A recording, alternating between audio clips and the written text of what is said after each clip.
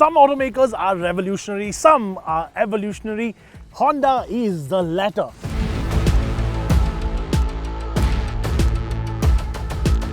And the Honda Amaze, well, it's Honda's bread and butter. And just like bread and butter, this is comfort food.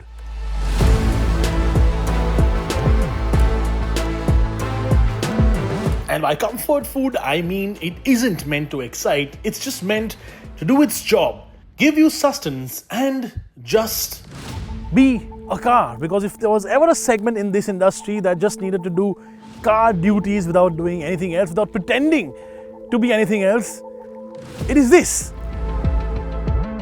So does the new Amaze buck the trend? Does the new Amaze have what it takes to bring the excitement back into this once active segment? I still think it isn't going to wow anyone because it is too similar to the second gen Amaze, but it is still a rather good looking car. We said it looked like a mini city, and it does, but it's like a city and an Elevate went out to a room one evening and made a baby. And this is what the design ethos of Honda is going to look like coming in the future. In fact, I wouldn't be surprised the next generation Honda City looks basically like this, just slightly longer and wider and sleeker. And look, it's not like it's not a handsome car. It's not like it's not a good looking car. It's just not radical enough. Something that we've come to expect. What we've also come to expect, sadly, in this segment are these small wheels. Now, look, yes, I know they look tiny and coasterish, and we can make fun of them all we want, but there is a real reason to why you get tiny wheels on this segment. Now, you see, story time, okay? Now, you see, for most people, this segment of a car, the Amaze, the Dzire, etc., is their first car. And for first car timers, maintenance is very, very important. Maintenance costs need to be low. Now, a 15-inch wheel means a 15-inch tire, which means the tire is relatively cheaper. A 16-inch tire is almost double the price, or maybe 50% more. 17-inch tire is definitely more than double the price of a 15. And that is important for people who really need to have lower maintenance costs. And remember, at the end of the day, even though Honda won't admit it, some of these are going to find their way into the taxi market or the fleet market or the commercial market. And the base model of this comes with 14-inch wheels. Really, really small, but again, super cheap tires. It does have some great design bits though, like the headlamp cluster, which is genuinely well designed with LED modules, and the tail lamps, again, city-like, which have a nice lighting pattern. Makes the Amaze feel a little bit more upmarket as compared to the Dzire. The interior though, well, that's a mixed bag, but it is a good sort of mixed bag.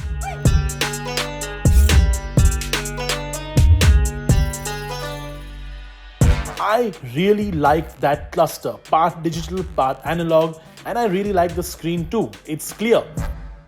And the buttons on the climate control also have a really nice click to them. There's something about a Honda steering wheel that just feels right. It's this soft sort of exterior and this firm, large rim to hold, which feels premium. And the premiumness sort of continues on the buttons as well. This whole steering feels like a level up from what this segment is, and that's a nice thing. Now, this part of the car though is not really premium. I in fact genuinely think in the future, when the facelift comes, this should be replaced with something a little less complex, a little less textured, and maybe something a little more classy, because this is going to be an absolute pain in the backside to keep clean. You'll need a toothbrush to keep it clean. And of course, adding a set of leatherette seats would have really upped the game for the Amaze in this segment. And that's about it. That is where something's missing.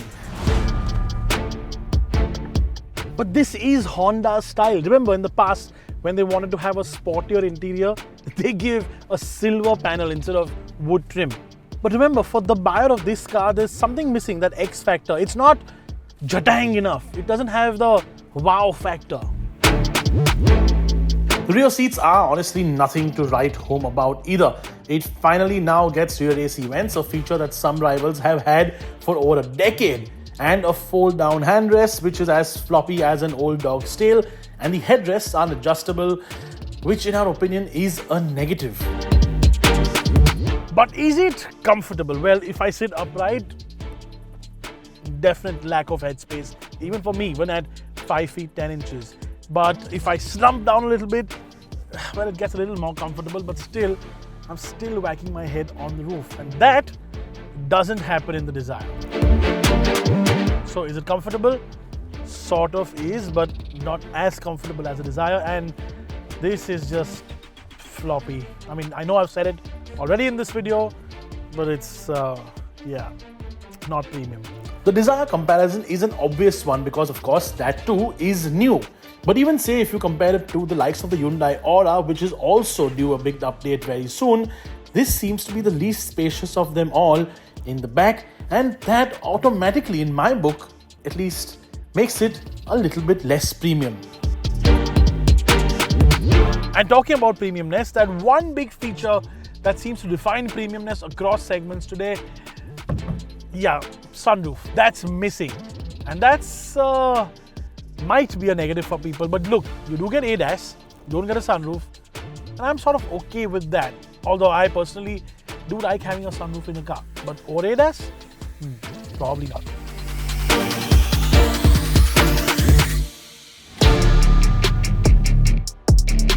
So does the Amaze have a trump card hidden away? Does it have something that will help it redeem itself? I'm about to make a very, very strong statement, and it's something I genuinely feel very strongly about. There has never really been a Honda that drives badly, at least from what I can remember. And this sort of continues that trend. It is not a bad driving car by any sense when you actually first get in and get on the road. Now, yes, there are certain things that we will talk about a little bit later with the CVT gearbox, which are sort of lacking, but then again, it makes sense for this car. First though, let's talk about how smooth this engine is. You remember that bread and butter anecdote I made earlier? Honda has taken that butter, muska marrowed it must on the engine, and this is one of the smoothest 4-cylinders you can buy, period. The spec sheet reads very similar to almost everything else in the segment. 90 horsepower, 110 Newton meters of torque, and a 5-speed manual with a really nice small gear shifter that reminds me of the aftermarket Mugen one that I bought from Up Garage in Tokyo and installed on my 2003 City VTEC. Or of course you get a CVT with paddles. And when we say the engine is smooth, it really is. This is where Honda excels. The 4-cylinder 1.2. Yes, internet, here is your chance to rejoice. It is a 4-cylinder. As I said, the 4-cylinder 1.2 is what it is for tax reasons, but it does rev freely, and even though it now has a soft limiter, it does not mind being driven your way, enthusiastically, like an 18-year-old kid who stole the keys off his dad's pocket, or the dad himself. Also, look, let's be honest, this isn't fast, but Honda claims it is quicker than the second generation, and eventually when we put this up against the Dzire in a future episode of Signal to Signal, we will see which one is faster. Now, CVT gearbox. I chose specifically this morning to take the keys to a CVT version of the Amaze and not the manual, because this is a slightly more premium offering in this segment, and that means people do actually buy this for the gearbox because it is CVT and it's not a AMT option. Now, the AMT, not many people like. The CVT, big positives in the city, huge, smooth, very, very easy to drive, especially for first-time drivers. Of course, there is that negative, which is of course this.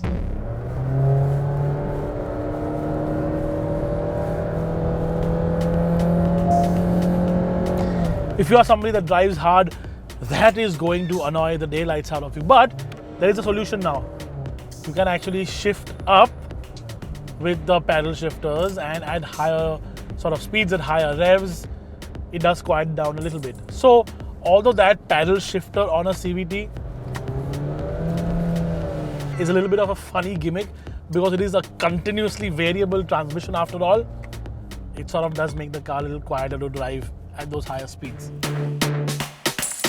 And then we come to ADAS. Now, this is a big deal for this segment because this is also the most affordable car in India with ADAS. And that is important because, yes, finally, safety systems, active safety systems are moving lower and lower into the price segment. Always a good thing.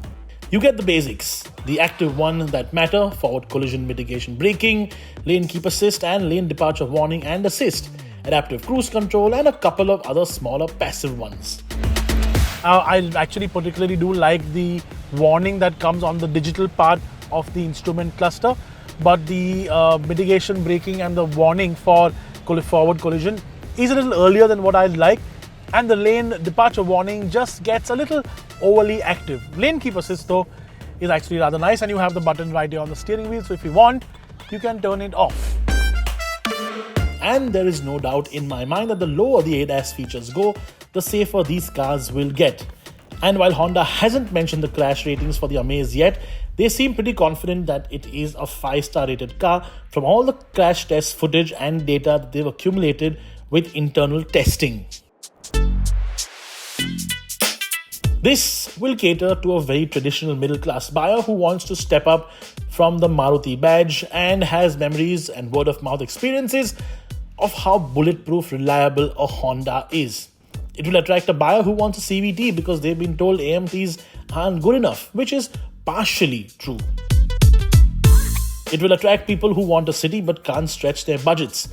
But whoever it does attract and whoever does buy it, one thing is for certain: like every Honda out there, it will work hard at keeping them happy.